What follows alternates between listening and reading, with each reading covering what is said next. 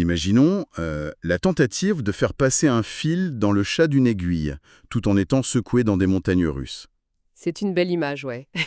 Et maintenant, imaginons que ce fil, c'est un train à grande vitesse, lancé à 350 km à l'heure, que l'aiguille est un rail d'acier de plusieurs centaines de tonnes, et que les montagnes russes, en fait, ce sont les côtes imprévisibles et violentes de l'océan Pacifique. Ouais, le décor est planté là. Normalement, face à une chaîne de montagnes infranchissables d'un côté et la mer de l'autre, l'ingénierie traditionnelle choisirait de percer la roche, de dynamiter et de forer pendant des décennies. C'est ce qu'on fait partout d'ailleurs, en effet. Mais dans la province du Fujian, en Chine, l'approche a été radicalement différente. Ils ont tout simplement ignoré la terre ferme pour construire la toute première ligne à grande vitesse au monde, suspendue directement au-dessus des vagues. C'est exactement ça. Et c'est un projet monumental. Bienvenue dans cette nouvelle plongée au cœur de nos sources. Aujourd'hui, on analyse une vidéo documentaire fascinante de la chaîne YouTube Gigabuilds FR qui détaille comment ce méga-projet a vu le jour. Une vidéo très riche d'ailleurs. Complètement. Et notre mission aujourd'hui pour tous ceux qui nous écoutent, c'est d'explorer ça sans jargon technique écrasant.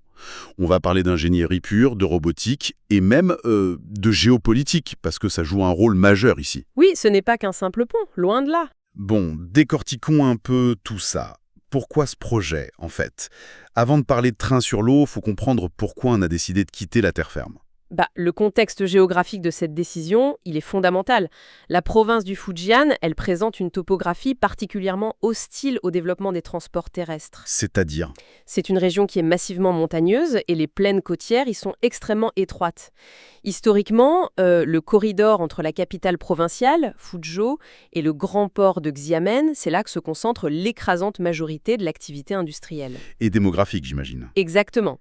Et le problème, c'est que la ligne ferroviaire originelle, qui reliait ces deux pôles, elle fonctionnait déjà bien au-delà de sa capacité maximale. Ah oui, la saturation totale. Voilà. On avait affaire à une véritable thrombose logistique. Une saturation qui, au final, menaçait de freiner le développement de toute la façade sud-est du pays. Du coup, ça fait penser à une autoroute complètement bloquée, coincée entre une montagne d'un côté et la mer de l'autre. La solution évidente, ça aurait été de l'élargir, non ? En théorie, oui, mais quand on regarde la carte, on se rend vite compte que l'espace physique manquait cruellement. Élargir, ça signifiait creuser de nouveaux tunnels à travers un relief capricieux. Donc ça veut dire des coûts explosifs. Des coûts exorbitants et surtout un processus qui aurait pris des décennies. Du coup, l'idée de déporter le tracé sur la mer, qui a été évoquée vers 2015, ça semblait presque relever de la science-fiction à l'époque. J'imagine, oui. Au lieu de creuser la roche au prix d'efforts surhumains, on a simplement décidé d'inventer une route sur les vagues. C'est ça. Et face à l'urgence d'un réseau asphyxié, ce projet colossal de 7,4 milliards de dollars a été officialisé et lancé dès 2017. Et les chiffres de ce tracé, ils sont vraiment vertigineux. On parle de 277 km qui relient Fuzhou, Xiamen, mais aussi Jiangsu. Et ça réduit un trajet qui prenait 1h20 à moins d'1 heure. Et ce gain de temps, ce petit 20 minutes, ça peut sembler marginal sur le papier. C'est vrai que 20 minutes, c'est pas grand-chose. Mais à l'échelle de la macroéconomie d'une région qui compte des dizaines de millions d'habitants, c'est un bouleversement sismique. À 350 km à l'heure, les distances se contractent. Donc Fuzhou n'est plus juste une capitale lointaine. Exactement. Elle devient la voisine immédiate du port de Xiamen. Ça fluidifie la chaîne d'approvisionnement pour le fret, ça change la mobilité quotidienne des travailleurs, et ça ouvre un énorme potentiel touristique avec les panoramas maritimes. Ouais, ça débloque toute l'économie locale. Mais bon, ce dynamisme, il repose sur un truc crucial. La capacité à maintenir cette structure gigantesque au-dessus de la mer. Et c'est là que la physique vient vraiment compliquer les choses. La mer, c'est un environnement extrêmement agressif, oui. Parce qu'il y a 20 km de cette ligne qui sont construits physiquement sur l'eau. Or, de l'acier en plein milieu de l'eau de mer, c'est généralement la recette parfaite pour une rouille catastrophique, non ? Complètement. Et sans parler des courants, des tempêtes, des typhons. Attendez, on parle de piliers métalliques plongés en permanence dans de l'eau salée turbulente. Comment s'assurer que ça ne s'effondre pas dans 10 ans ? C'est là qu'intervient le génie des matériaux. Les ingénieurs ont utilisé des modèles météorologiques et des simulations informatiques hyper avancées pour déjà trouver les fenêtres de construction les plus sûres face au vent et aux vagues. D'accord, mais pour les piliers eux-mêmes, je sais qu'ils ont opté pour un acier enrichi au chrome pour créer une couche de passivation, mais ça doit être incroyablement coûteux à cette échelle, non ? Au départ, oui. Mais ce qui est fascinant ici, c'est le calcul à long terme. L'acier conventionnel se dégraderait très vite sous l'attaque des ions chlorure qui sont massivement présents dans l'eau de mer. Le sel, quoi. Voilà, le sel détruit la couche d'oxyde de fer naturel et paf, c'est la rouille. L'incorporation de chrome modifie totalement cette dynamique au niveau moléculaire. Le chrome va réagir avec l'oxygène pour former une couche microscopique d'oxyde de chrome à la surface. Ah, donc c'est une sorte de bouclier chimique. C'est ça. Et l'avantage majeur, c'est qu'il s'auto-répare. Attendez, il s'auto-répare vraiment? Oui, Si un débris ou la force des vagues érafle la surface du pilier, le chrome qui est mis à nu réagit instantanément avec l'oxygène de l'eau pour reformer cette barrière avant même que la corrosion ne puisse s'installer. c'est fou. Mais produire un alliage comme ça, c'est quand même super gourmand en énergie au début. Oui, la production initiale est très énergivore, mais l'analyse globale montre que c'est un choix hyper rationnel sur le plan écologique et économique. Parce qu'on économise sur l'entretien, j'imagine. Exactement. Un acier classique aurait nécessité des traitements chimiques toxiques réguliers, de la maintenance sous-marine super dangereuse et un remplacement des structures à moyen terme. Là, l'acier au chrome élimine presque toute cette maintenance. En plus, il est non toxique pour l'écosystème marin et il est facilement recyclé. Donc, l'investissement massif de départ neutralise les coûts financiers et écologiques pour les décennies à venir. C'est tout à fait la logique. Bon, le matériau résout le problème de la chimie de l'océan, mais il reste la mécanique des fluides.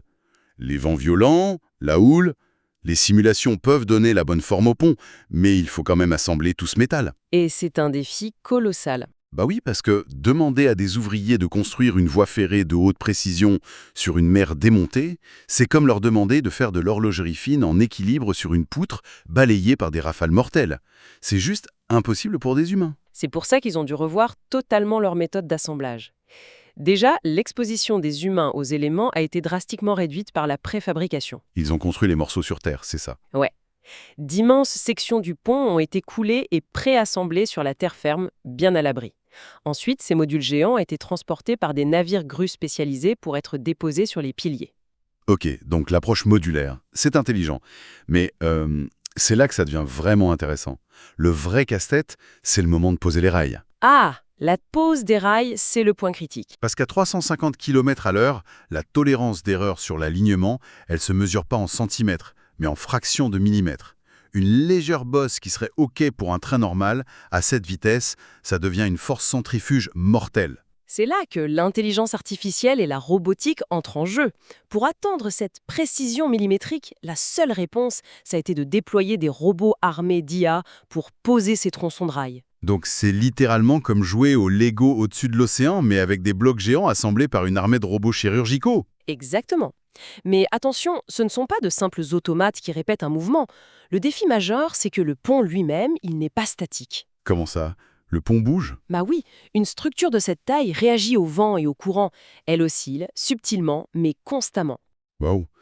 Donc c'est littéralement comme opérer à cœur ouvert à l'arrière d'une ambulance lancée à pleine vitesse. Le vent souffle, le pont bouge et le robot doit poser un rail de plusieurs tonnes au millimètre près. Comment la machine compense ça en temps réel? Les robots sont équipés d'une combinaison de capteurs laser, de gyroscopes ultra précis et de caméras de vision par ordinateur. D'accord. Et ces capteurs scannent l'environnement des milliers de fois par seconde. L'IA traite ces données pour calculer l'amplitude de l'oscillation du pont ou la force d'une rafale. Et elle ajuste le tir. C'est ça. Elle envoie des micro-corrections aux bras mécaniques qui maintiennent le rail. Le robot s'adapte en direct au mouvement de la structure pour que le point de contact final soit parfaitement aligné. C'est dingue. Et la rapidité de ça?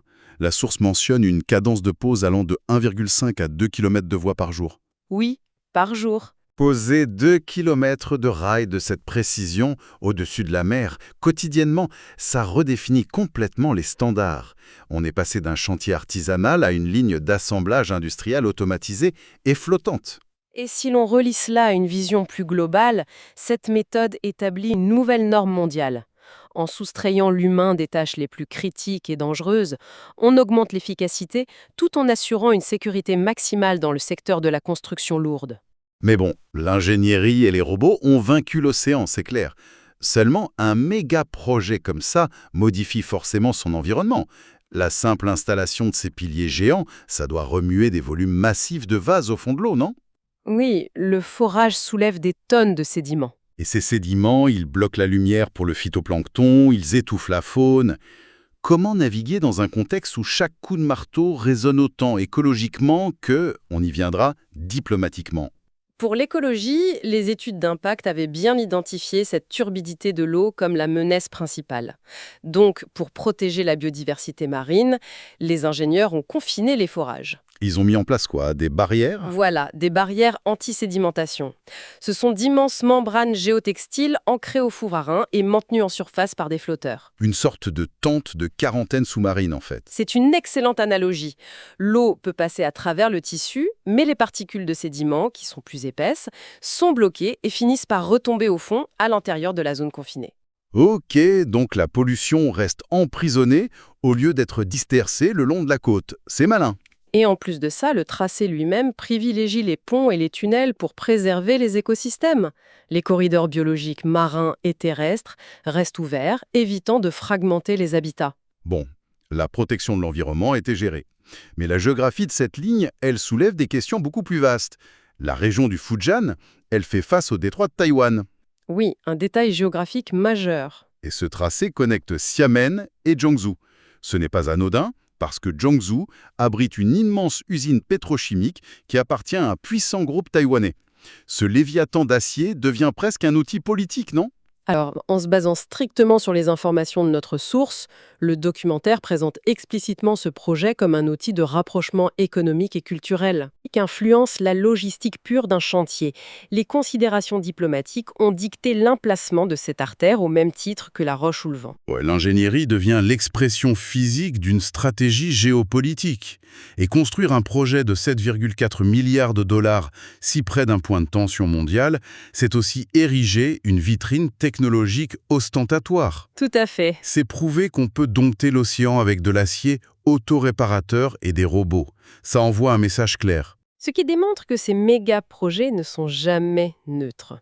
La ligne Fuzhou-Xiamen prouve que l'innovation des matériaux et de l'IA peut non seulement contourner les obstacles naturels, mais aussi servir de levier diplomatique. Les éléments climatiques ou les sensibilités géopolitiques deviennent juste de nouveaux paramètres dans les équations des ingénieurs. Alors, qu'est-ce que tout cela signifie au final? Ça signifie que ce projet, ce n'est pas juste un train. C'est la création d'emplois locaux, c'est une vitrine technologique internationale, et ce sont de nouvelles normes pour les infrastructures durables.